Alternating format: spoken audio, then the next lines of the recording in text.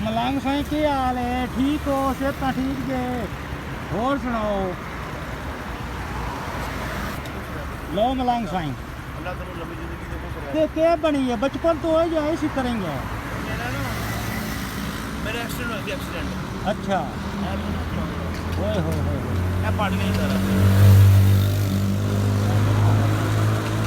ਉਸ ਤੋਂ ਬਾਅਦ ਜਿਸਮ ਫੁੱਟ ਗਿਆ अच्छा ਇਹ ਖੁੱਲੀਆਂ ਨਾ ਪੈਨਾਂ ਸਾਰੀ ਬੰਦ ਹੋ ਗਈਆਂ अच्छा ਉਹਦੀ ਵਜ੍ਹਾ ਨਾਲ ਬਲੀਡਿੰਗ ਹੋ ਗਈ ਬਹੁਤ ਜ਼ਿਆਦਾ हाँ देखो ना काफी यानी ਹੈ उत्तू भी जिसम भारा हो गया ना। ਸਾਰਾ ਭਰਾ ਹੋ ਗਿਆ अच्छा परला भी इसी करेंगे? ਸਾਰਾ ਹੀ ਟੋਟਲ ਹੀ ओए होए ਖੂਨ ਖਤਮ ਹੋ ਗਿਆ ਅੰਦਰ ਖੂਨ अच्छा ਜਿਸਮ ਫਿਰ ਉਹ ਫੁੱਲ ਗਿਆ और पहले तुम उस चौक तो होंगे आओ ना बैठे हो परले चो फिर वो मेरे ख्याल उत्थों कोई मसला बनया तो ਉਹਨੇ ਦਵਾਈ ਖਾਣੇ ਆ ਪੱਟੀ ਕਰਨੇ ਆ ਤੇ चलो अल्लाह मेहरबानी करे सीजिए अल्लाह मेहरबानी करे सीजिए। असी किसी दोस्त ने आखेंगे कि ए भाई और भी हेल्प करा सोन इंशाल्लाह कोई ना कोई।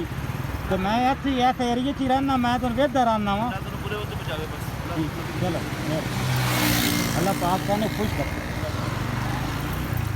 तो मेरे दोस्तों तुसी वीडियो देख लीए जेड़ा पिछे मेरे दोस्तों तुसी बंदा देखिया उस सेकरी ते बैठे आ महाराजा जिसने अपना पट भी दिखाया। वो शायद तो समझ नहीं लगी है वो दस रहा सी कि एक्सीडेंट होया, इलाज न करा सके, मजबूरी गुरबत आई तो मेरा जिसम खुलना शुरू हो गया। तो इस नौबत पे मेरा पहुंच गया जिसम।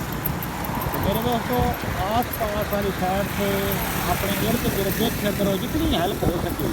हम देखो ना मेरे को जितनी हेल्प आई मेरे दोस्तों मैं भी कर सका, क्योंकि जितनी भी मैं कर रहा मेरे दोस्तों साड़ियाँ भैन भरावां दी दुआवां नाल कर रहा कि मैंने अल्लाह हिम्मत देता है। तो मैं 10 रुपये भी किसी को देना ना वो भी मेरे दोस्तों सपोर्ट है। ठीक है तो तुहाडे अगे भी रिक्वेस्ट करते हैं अगर किसी भैन भरा का दिल करे उसकी इमदाद करने तो तुम कर सकते हो। व्हाट्सएप नंबर मेरा मैं अज तो शो नहीं कराया लेकिन व्हाट्सएप नंबर हो इस भाई की वजह से मैं शो करावांगा। अल्लाह सोने दे वाले अपना ढेर सारा ख्याल रखा है। इस पाक महीने के किसी न किसी का भला जरूर करो और नेकियां खटो। अल्लाह सोने दे वाले।